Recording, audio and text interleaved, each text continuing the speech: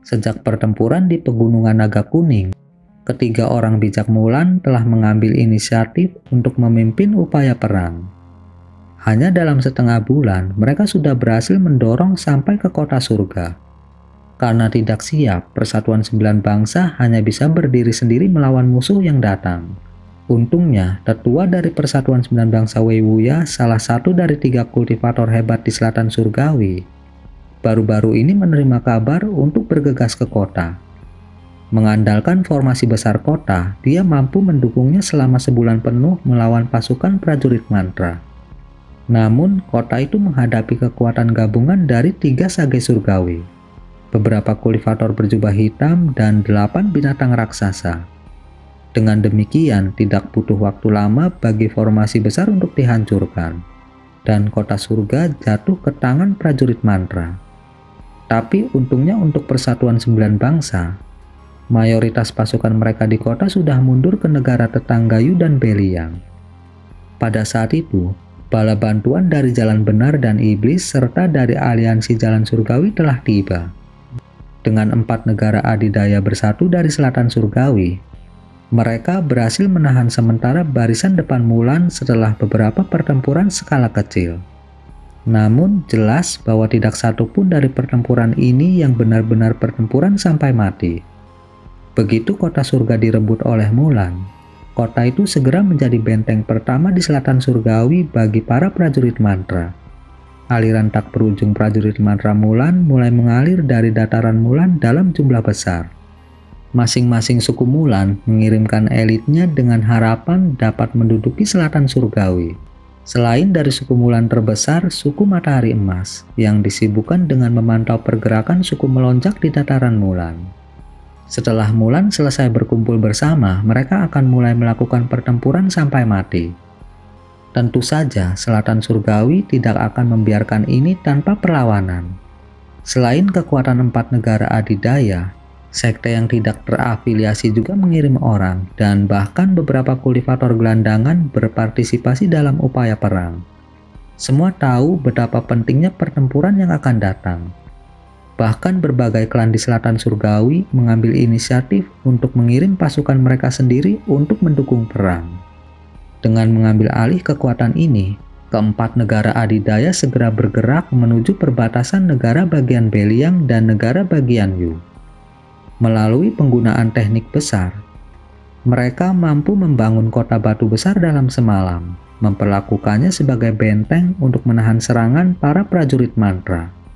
Selama waktu itu, mereka juga membuat pengaturan untuk berbagai sekte dan kultivator gelandangan di pasukan mereka, sehingga mereka dapat mengusir Mulan dari selatan surgawi dalam satu gerakan. Seperti ketenangan sebelum badai, pertempuran antara kedua belah pihak berhenti, dan mereka memanfaatkan kesempatan ini untuk persiapan lebih lanjut. Dan selama waktu ini, prestasi Hani selama waktunya di Pegunungan Naga Kuning sudah mulai menyebar. Tentu saja Hani tidak mungkin tahu bahwa selain dirinya sendiri, Pak Tuama juga selamat dari pertempuran hari itu. Namun di hadapan teknik gerakan angin wanita berjubah hijau itu, dia hanya bisa meninggalkan tubuh fananya dan melarikan diri kembali ke Persatuan Sembilan Bangsa hanya dengan jiwa baru lahirnya. Adapun kultivator formasi inti, Yingning dan Murong bersaudara, keduanya selamat. Begitu mereka melihat pertempuran itu hilang, mereka semua berinisiatif untuk melarikan diri.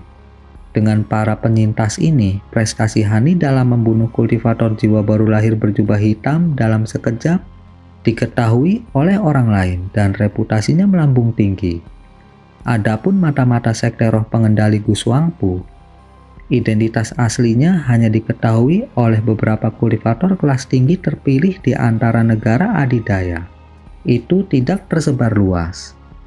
Tentu saja yang benar-benar membuat reputasi Hani melambung adalah berita bahwa dia berhasil melarikan diri dari cengkraman sage surgawi Mulan.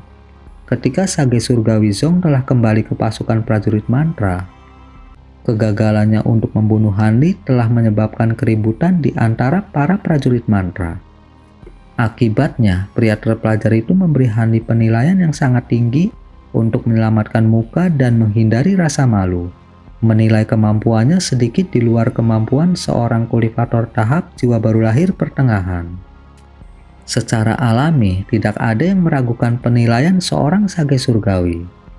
Dengan tambahan dari banyak kemampuan yang ditampilkan Hanli dalam pertempurannya dengan wanita berjubah hijau bermargale dan kemenangan sebelumnya atas sagemu dari suku angin surgawi mengakibatkan kehancuran tubuh fisiknya, reputasinya di antara pasukan prajurit mantra bahkan lebih besar daripada para kultivator selatan surgawi.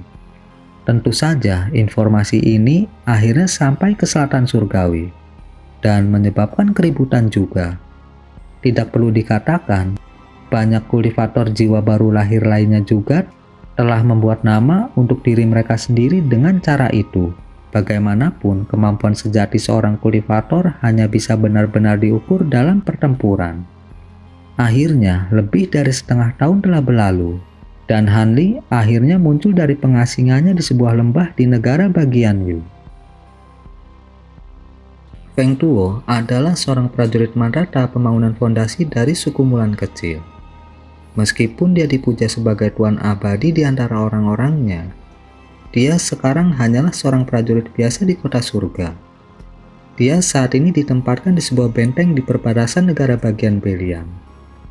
Dia harus berpatroli di area seluas lebih dari 100 km dengan sekelompok prajurit mantra pemulihan Ki di antara benteng dan kota untuk memperingatkan setiap serangan mendadak oleh para kultivator surgawi selatan. Setelah berpatroli selama sekitar setengah hari, sudah waktunya baginya untuk digantikan oleh prajurit mantra lain. Begitu dia berpatroli beberapa puluh kilometer lagi, dia akan bisa kembali. Feng Tuo merenung sejenak, memikirkan puluhan batu roh yang dia terima dalam 2 hari terakhir. Dengan batu-batu roh itu, dia merasa yakin akan mampu menembus kemacetan hingga pertengahan tahap pembangunan fondasi. Mau tidak mau, dia merasakan ketidaksabaran untuk kembali berkultivasi dan menjadi lebih kuat sebelum pertempuran berikutnya. Jika dia bisa mendapatkan beberapa manfaat dalam pertempuran yang akan datang, dia pasti akan dihadiahi batu roh dalam jumlah yang sesuai. Prajurit mantra ini terbuai dalam khayalan saat dia pelan-pelan terbang dengan alat sihirnya, membimbing sekelompok prajurit mantra tahap pemurnian Ki. Pada saat itu, dia kebetulan terbang melintasi tebing biasa yang jarang dikunjungi.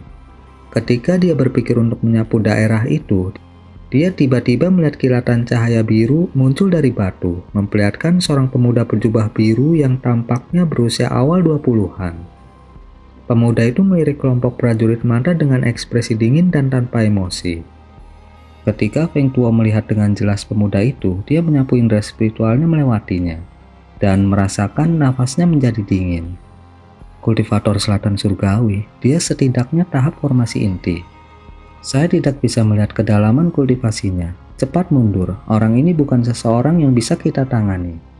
Feng Tuo bertindak agak tajam dan buru-buru meminta 6 anggota partai kelas rendah untuk mundur.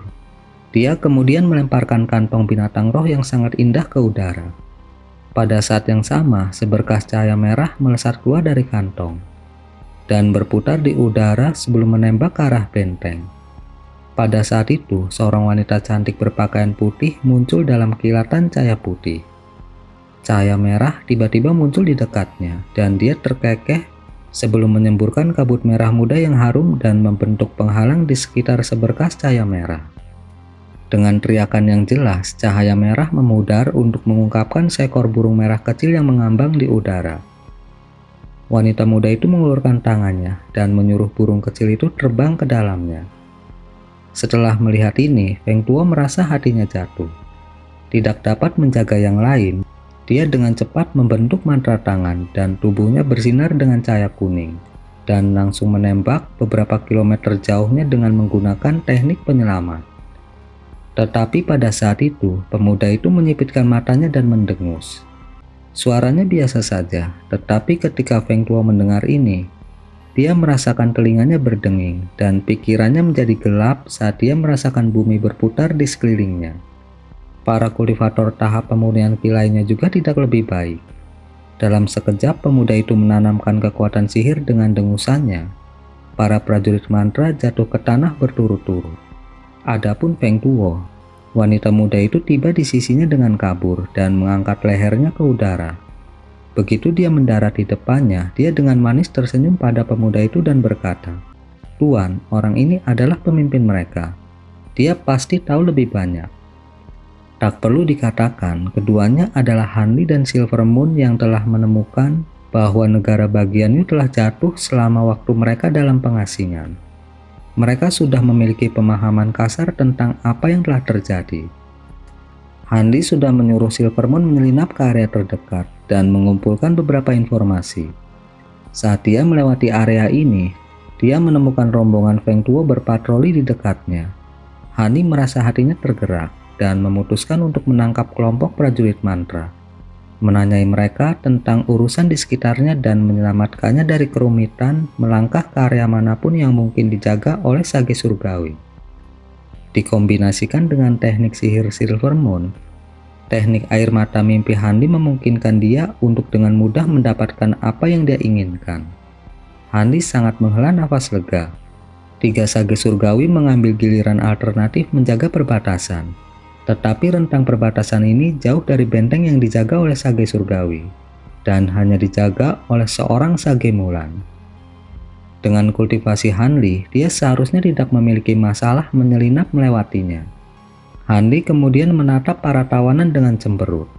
Untuk memperoleh informasi secepat mungkin, dia telah menggunakan metode yang kuat untuk mengekstrak informasi yang mengakibatkan kehancuran total dari pikiran mereka. Bahkan jika mereka bangun, mereka akan hilang ingatan. Dengan desahan ringan, dia mengubah masing-masing prajurit mantra menjadi abu dengan bola api. Dia kemudian naik ke langit dalam seberkas cahaya biru dan membawa Silvermoon di belakangnya. Di perbatasan negara bagian Beliang, di sebuah bangunan terpencil di kota Skyverse yang baru dibangun, kakak bela diri Hanli Lulou saat ini sedang berbicara dengan beberapa kultivator kelas tinggi lainnya dari Surgawi Selatan. Namun dia tampak linglung, seolah-olah dia mengkhawatirkan sesuatu. Karena dia sudah bertarung melawan pelopor prajurit mantra, dia sudah bisa kembali ke sekte awan melayang. Namun sekte saat ini hanya memiliki 2 kultivator jiwa baru lahir. Dia tidak bisa membiarkan pria tua berambut perak saudara seniornya untuk memimpin para murid sekte awan melayang ke dalam pertempuran. Jadi dia mengambil inisiatif untuk tetap tinggal dan menjaga murid-murid sektenya. Tentu saja alasan lain mengapa dia tidak mau pergi adalah karena tetuahan dari sekte awan melayang yang baru-baru ini terkenal keberadaannya masih belum diketahui. Dia khawatir Hanli mengalami kecelakaan atau mungkin mendapati dirinya tidak mampu kembali. Namun demikian, Hanli telah membuktikan dirinya mampu membunuh kultivator jiwa baru lahir lainnya dan bahkan melarikan diri dari pengejaran Sage Surgawi Mulan. Tetua Lu hampir tidak percaya bahwa Hanli adalah individu yang cakap. Bagaimanapun, orang lain mungkin tidak mengetahui hal ini.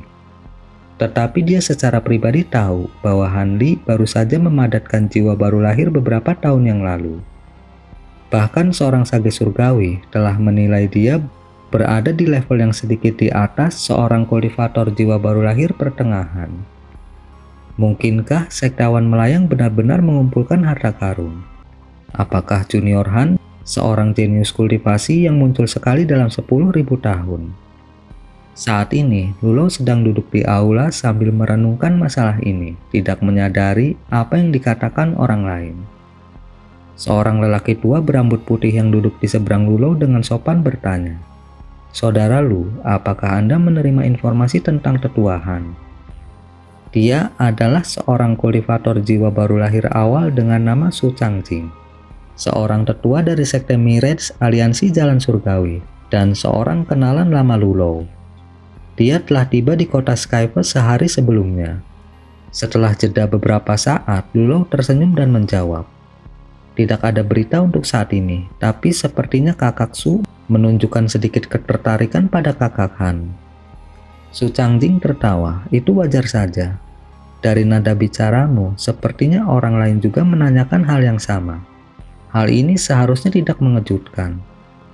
Sebelum saya tiba di kota Skyverse, saya sudah mendengar banyak rumor tentang rekan Daoishan. seorang kultivator jiwa baru lahir awal bisa lolos dari pengejaran Sage Surgawi Mulan. Ini bukan sesuatu yang bisa dilakukan oleh orang-orang seperti kita.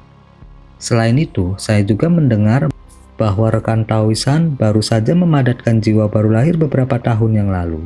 Jika itu benar, maka itu akan lebih mengejutkan. Saat lelaki tua itu berbicara, para kultivator lain di dekatnya saling melirik dan mengalihkan pandangan mereka yang penasaran ke arah Lulo. Mereka semua tertarik pada rumor apapun yang terkait dengan Hanli.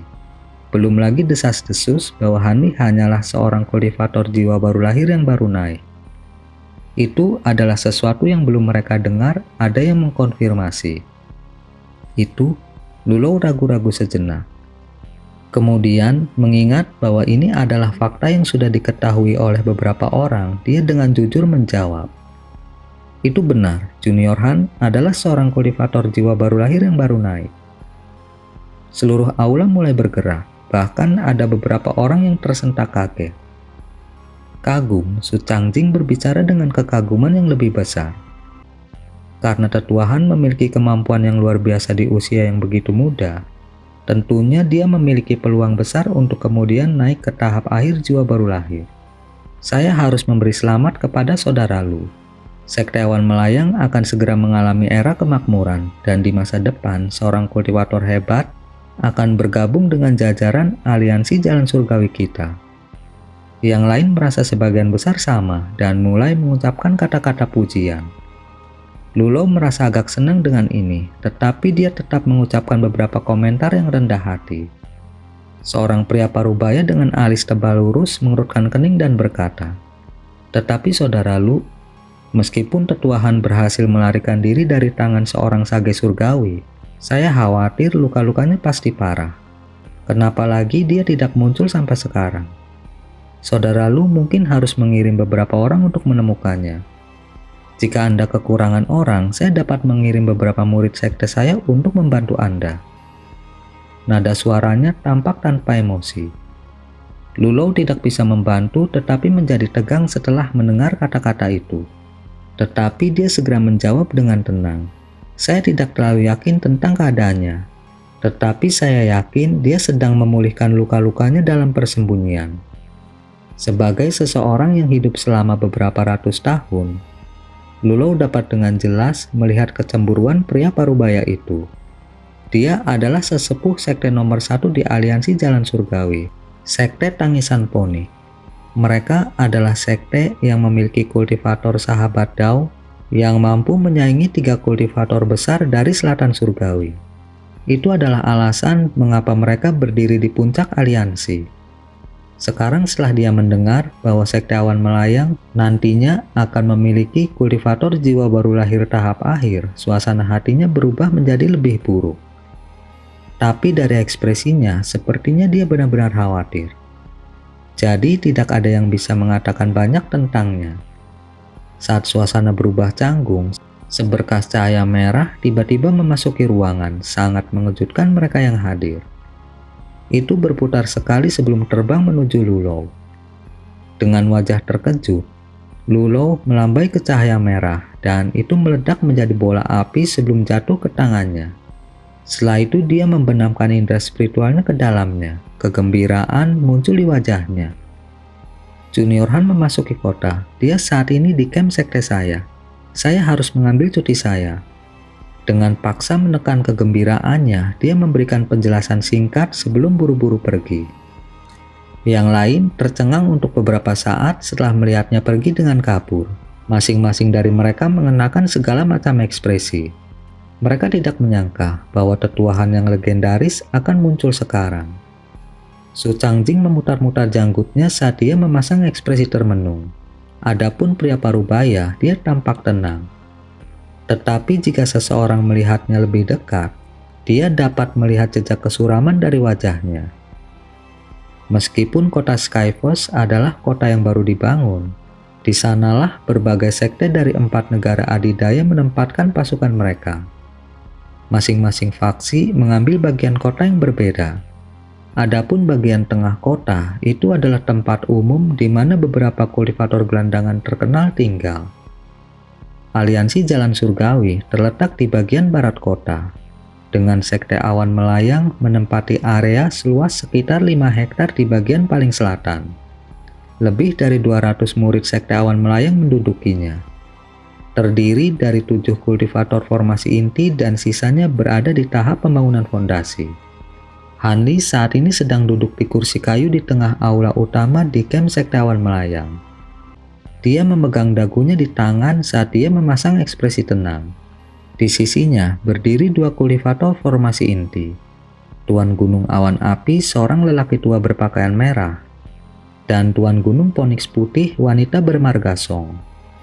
Mereka berdua menunggu di sisinya dengan cara yang serius dan hormat, tetapi ekspresi rumit kadang-kadang muncul dari wajah mereka. Pada saat itu, Lulau buru-buru bergegas ke aula dan melihat Hanli. Dia segera berseri-seri dengan gembira saat dia mendekatinya. "Junior Han, Anda akhirnya kembali. Sudah lebih dari setengah tahun sejak aku melihatmu. Kamu membuatku khawatir." Hani berdiri dan membalas senyumannya. "Maaf membuatmu khawatir, tapi vitalitasku terluka saat itu. Saya tidak punya pilihan selain pulih untuk sementara waktu. Namun saya mendengar berita bahwa kota surga tidak lagi di bawah kendali kita. Aku juga cukup mengkhawatirkanmu." "Bagus, tidak ada hal buruk yang terjadi." Lulo memasang ekspresi lega. Tetapi dia kemudian mengalihkan pandangannya ke seberang aula dan ekspresinya menjadi cemberut. "Hah? Di mana keponakan bela diri lainnya? Kenapa mereka tidak menyapamu?" Pria tua berpakaian merah itu dengan hormat menjawab. "Melapor ke paman bela diri. Yang lain sedang bergilir hari ini." Ekspresi Lulo kemudian santai. "Oh, jadi seperti itu. Maka itu tidak bisa dihindari." Pada saat itu, Hani berkata sambil tersenyum. "Ketika saya kembali, saya menemukan bahwa saya telah menjadi sangat terkenal. Bisakah Anda memberitahu saya sesuatu tentang rumor itu? Sepertinya ada banyak dari mereka." Sekembalinya, dia cukup terkejut mendengar banyak rumor tentang dirinya. Lulo tertawa. "Aku baru saja berpikir untuk berbicara denganmu tentang ini." Saat dia akan melanjutkan, dia tiba-tiba melirik pria tua berpakaian merah dan wanita yang berdiri di samping. "Kalian berdua boleh pergi. Saya akan berdiskusi dengan paman bela diri Han Anda sendirian." Keduanya tidak berani untuk tidak patuh, dan mereka buru-buru mundur. Namun ketika wanita bermarga Song berjalan keluar, dia melirik Hani sekali lagi sebelum pergi. Hani merasa agak bingung dengan ini. Tapi dia menutup mata terhadap ini. Sejak wanita bermarga Song melihatnya, ekspresinya menjadi aneh, seolah-olah ada sesuatu yang ingin dia katakan kepadanya. Namun dia selalu ragu untuk melakukannya. Meskipun ini membingungkan Hanli, dia tidak punya niat untuk mengambil inisiatif untuk menanyakannya. Melihat bahwa kedua keponakan bela diri telah mundur, Lulo dengan pahit tersenyum dan mengeluh. "Junior Han, Anda telah menghabiskan cukup banyak usaha untuk menyembunyikan kemampuan Anda yang besar dari senior Cheng dan saya. Mengapa Anda tidak memberitahu kami tentang mereka sebelumnya?" Hani menggelengkan kepalanya dan berkata tanpa daya, "Senior Lu seharusnya tahu betul bahwa saya memadatkan jiwa baru lahir hanya beberapa tahun yang lalu. Bukankah aku akan tampak sombong jika berbicara tentang kemampuan hebat apapun?" Lulo tertawa kecil dan tersenyum aneh.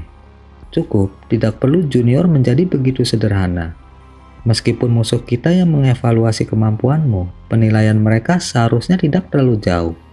Namun yang benar-benar mengejutkan senior saya dan saya adalah bagaimana Anda berhasil mencuri kultivator jiwa baru lahir perempuan itu dari sekte bulan bertopeng. Anda benar-benar memiliki kekaguman kami." Ekspresi Hani bergerak dan dia dengan cemas bertanya, "Apa? Anda sudah melihat One Earth?" Sebelum Hanli dan Nangong Wan pergi, dia telah memberinya slip batu giok, memberikan deskripsi ambigu tentang identitasnya. Tetapi ketika Hani mendengar kata-kata Lulo, sepertinya Lulo sudah tahu segalanya. Melihat kekhawatiran dari wajah Hanli, Lulo berseri-seri dan berkata, "Benar. Peri Nangong sudah menjelaskan semuanya kepada senior Cheng, tidak perlu khawatir tentang apapun." Hani mengerutkan kening dan dengan bingung bertanya, "Senior Lu bermaksud mengatakan Lulo mengerjap sebelum dengan gembira berkata, "Ah, jadi junior masih belum tahu." Beberapa bulan yang lalu, Sekte Bulan Bertopeng tiba-tiba menyebarkan informasi bahwa Prinangung telah menderita serangan balik iblis dalam dirinya selama kultivasi dan telah kehilangan nyawanya. Pertunangannya dengan Wei Li Chen dari Sekte Pikiran Mengalir dibubarkan. Juga Senior Cheng telah mengakui Wan Er sebagai saudara perempuannya yang disumpah dan bermaksud agar kalian berdua menjadi sahabat dao. Apa yang dipikirkan saudara Han? Hani tercengang dengan apa yang dia dengar. Wan Er telah menjadi saudara perempuan Senior Cheng. Tepat sekali, hal ini seperti yang saya katakan. Setelah kami mengusir prajurit mantra, kami akan secara terbuka melakukan upacara dao untuk kalian berdua. Bahkan jika ada keraguan di kemudian hari, masalah itu sudah selesai. Siapa yang berani mencari masalah dengan seluruh aliansi jalan surgawi? Bahkan jika Wei Wuya secara pribadi mengetahui masalah ini, dia hanya akan bisa mengabaikan masalah ini secara paksa, karena kami adalah sekutu perang. Selain itu, Anda juga telah membuat cukup nama untuk diri sendiri. Sekte Pikiran Mengalir dan Sekte Bulan Bertopeng kemungkinan akan mengabaikan masalah ini. Setelah mendengar ini, Hani terdiam dan ekspresi rumit muncul di wajahnya. Kemudian dengan desahan ringan, dia pelan berkata, "Saya telah membuat masalah yang mengganggu dua senior saya. Saya akan memasukkannya ke dalam hati." Kata-kata sederhana Hani sangat menarik perhatian Lulo. Dia dan seniornya telah menghabiskan tidak sedikit upaya untuk memenangkan perasaan Hani. Dengan kata-kata itu, kemungkinan besar Hani tidak mungkin diikat ke lembah Mapel Kuning. Dalam tampilan keintiman yang lengkap, Lulo melanjutkan, "Hehe. Kami menganggap Junior Han sebagai salah satu dari kami sendiri, bukan orang luar. Oh iya, Nona Nangung agak khawatir ketika dia mendengar Anda hilang, dan merasa perlu untuk bergegas ke sini sendiri. Hanya melalui upaya besar, Senior Cheng mampu menahannya. Lagi pula, mungkin ada kultivator dari Sekte Pikiran Mengalir dan Sekte Bulan Bertopeng di sini, dan Anda belum resmi menjadi sahabat dao. Akan lebih baik jika Prinangung tidak dikenali. Adapun selir Junior Han, saya sudah mengantarnya kembali ke sekte, karena pertempuran yang akan datang akan berbahaya." Hani merasa agak khawatir memikirkan Mu Peling dan Nangung Wan bertemu satu sama lain. Namun dia hanya mengucapkan beberapa kata terima kasih kepada Lulo. Apa yang direncanakan Junior Han sekarang? Menurut pengaturan, Anda tidak perlu lagi berpartisipasi dalam pertempuran yang akan datang, karena layanan Anda sebelumnya. Namun beberapa hari yang lalu, Jalan Benar, Jalan Iblis, Persatuan 9 Bangsa, dan Aliansi Jalan Surgawi kami mengadakan pertemuan sehubungan dengan penanggulangan perang. Dan Junior Han disebutkan. Karena kamu bisa membunuh prajurit mantra berjubah hitam dalam sekejap, teknik Anda pasti akan mampu menahan prajurit mantra berjubah hitam lainnya.